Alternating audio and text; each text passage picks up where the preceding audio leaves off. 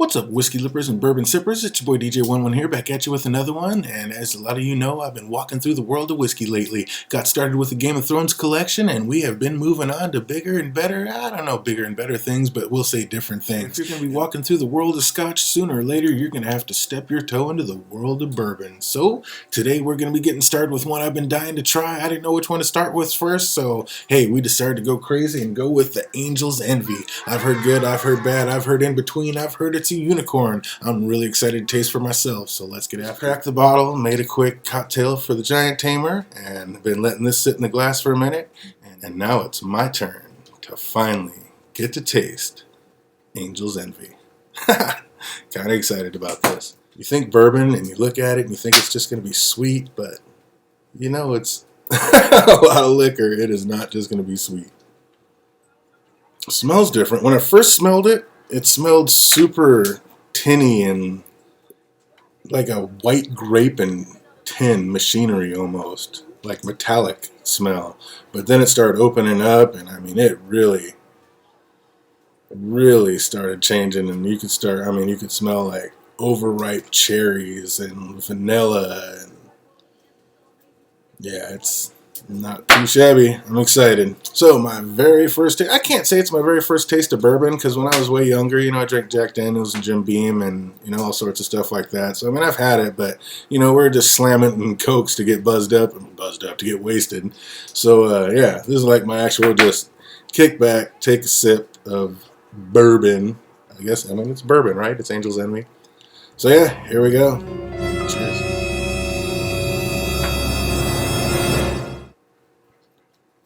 Wow. That is way different than I expected. I'm not going to lie. That is way different than I expected. What is that?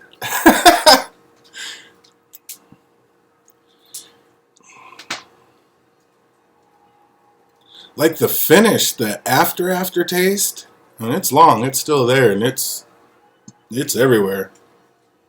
Like, it seems like with scotch, it's just like a straight shot, just boom. This is like all over the place. And at the very end, it almost has the slightest, I don't want to make it sound bad, because it's not. I kind of like it.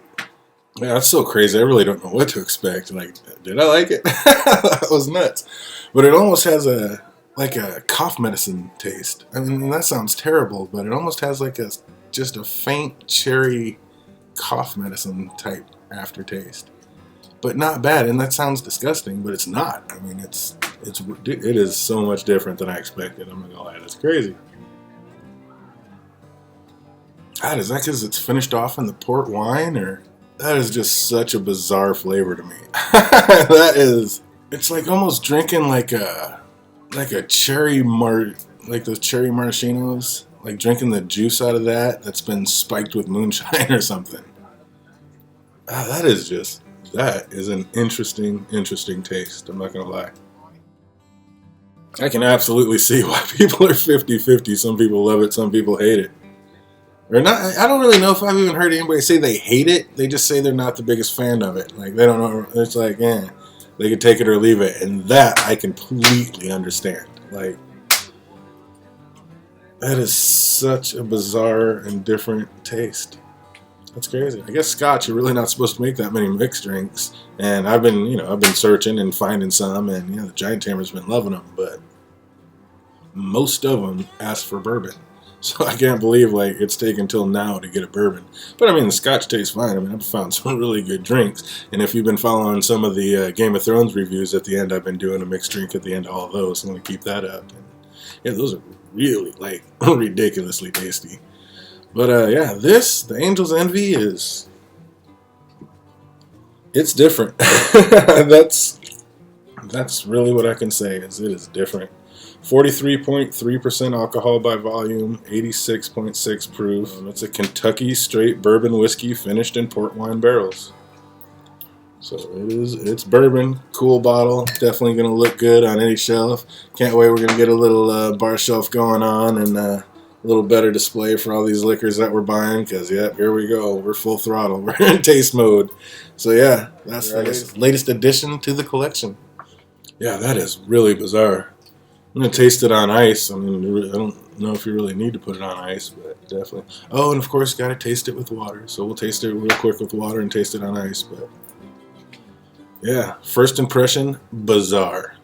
All right, so let's see. We'll get this on ice. Love that pop. You gotta, that's like, yeah, that's one of the best parts is the pop. Oh, why not? Just do it, right? Get some in there.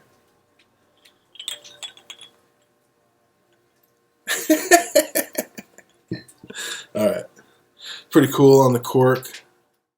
If you can see that, they have the little wings even on the cork. That's pretty tight. Got the wings on the back.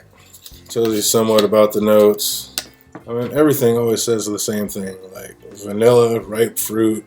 This one says maple syrup. I don't know.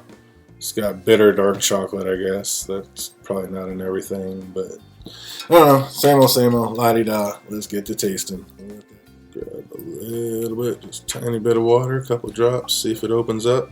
I was looking for the legs on this earlier, and they're a little different. Kind of took their time coming down. Just not really there. Which is, I don't know if that's not a bourbon thing or something, but I thought that was kind of odd. The water doesn't change the smell too much. It smells pretty much the same. Maybe it tamed it down. Let's see.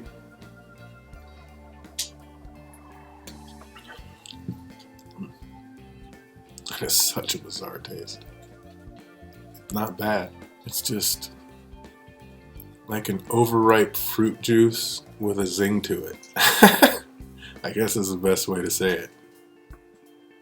Which, I mean, I guess is gonna probably make some amazing drinks. But I am guessing that most bourbon doesn't taste like this. Like when I've heard like this is a unicorn, I'm guessing that's what they're talking about. And like I said, I don't remember, other than being younger and slamming, Jack and whatever, Jack and Jim and Wild Turkey and all the rest of them in Coke. But yeah, this is the first time like just sipping it, and I've never tasted anything like that before. I mean, is it like an overripe prune juice, an overripe cherry, maybe rhubarb almost? Maybe that's what that is. It's rhubarb, I think. I wonder if that's in, that has to be in there. I remember one time I walked in the house and my mom was making a rhubarb pie and boiling rhubarb or whatever, and to me, that was the most disgusting smell ever. Like, it was awful. But this, it's like a cherried flavored rhubarb almost, I think. So it doesn't have that real zingy, nasty smell that had. This is like a just cherried, sweet flavored rhubarb. Is how I would describe it, I think. Wow. Yeah, I think that's what I would say. Or I know that's what I would say. Yeah, wow. It's so strange. But I mean, it goes down. I mean, I don't know if that's just the water or it wasn't too hard the first time, but it has a weird zing on like the sides of your tongue. Just probably because, yeah, maybe that's where the sweet and bitter start, but part of your tongue is, but on the side of your tongue, it just has a weird zing. But yeah, it goes right down, smooth. Alright, it's been in here for a second. See how it tastes on ice. It's actually better. More grapey than rhubarby, I think. Like a white grape. Yeah. I think I like it better on ice. I like this one better on ice. Because at first I was like, oh, it's just a cold version, but then I was like, oh, wait a minute, now that is different. So yeah, Angel's Envy. I see why it's such mixed reviews. It is a really, really bizarre and different flavor.